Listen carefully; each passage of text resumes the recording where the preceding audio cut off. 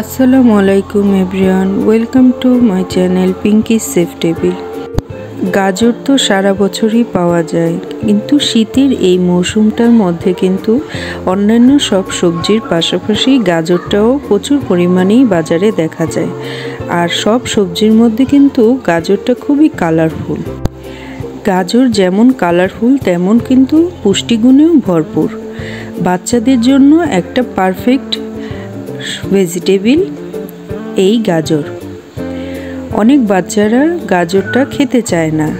আপনারা যদি এইভাবে গাজরটা রেশা হালুয়া তৈরি করে দেন তাহলে ক্যান্ডির মতো তারা এটা খুবই পছন্দ করবে।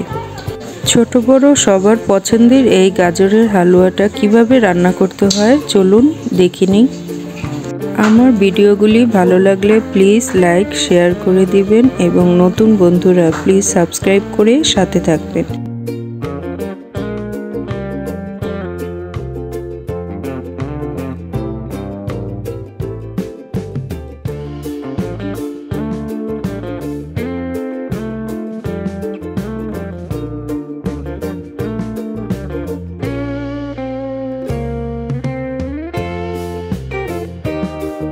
এখানে আমি গাজরগুলো গ্রেটারের সাহায্যে মিহি গ্রেট করে নিয়েছি।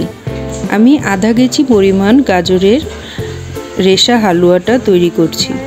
এখানে রেশা হালুয়াটা এই কারণে বলা হয় কারণ গ্রেট করা যে গাজরগুলি রেশার মতো থাকে এটা এই হালুয়াতে মিক্সড হয়ে যায় না, যার কারণে এই হালুয়াটাকে আমরা রেশা হালুয়া বলে থাকি।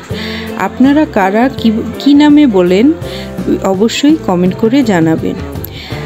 গাজরগুলো আমি ঘিতে অনেকক্ষণ নাড়াচাড়া করে ভেজে নেব। গাজরটা যদি ঘিতে ভালোভাবে ভেজে নেওয়া যায় তাহলে গাজরের একটা সুন্দর স্মেল আসে এবং গাজরের কাঁচা গন্ধটাও চলে যায়। আর এখানে আমি অবশ্যই যে পরিমাণ গাজর নিয়েছি ওই পরিমাণেই আমি লিকুইড দুধ ব্যবহার করব। দুধটা আমি আগে থেকে জাল দিয়ে রেখেছিলাম। এখন এর মধ্যে ভালোভাবে গাজরটা ভাজা হয়ে গেলে দুধে দিয়ে দিব।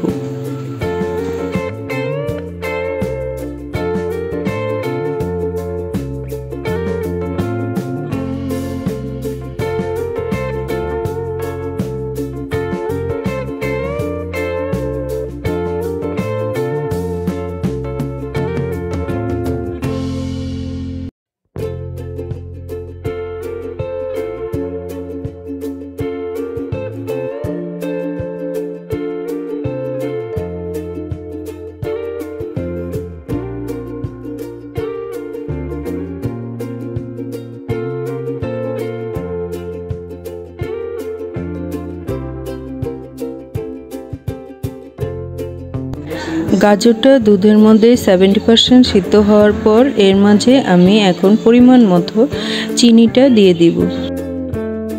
এই সময় চুলার আঁচ সম্পূর্ণ হাই হিটে রাখবো যাতে করে চিনি, পানি এবং দুধটা সম্পূর্ণভাবে শুকিয়ে যায়।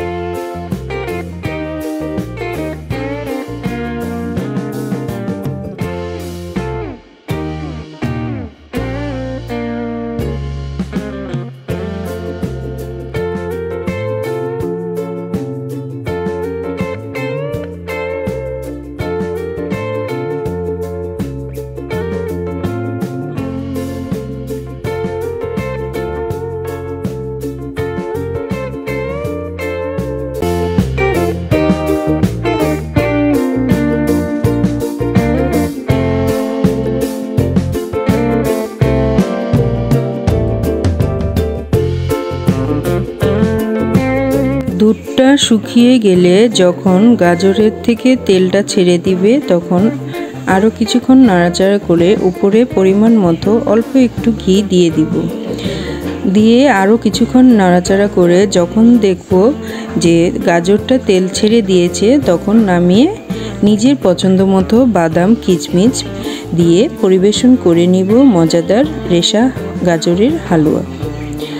আমার ভিডিওটি সম্পূর্ণ দেখার জন্য ধন্যবাদ। পাশে থাকবেন। আসসালামু আলাইকুম।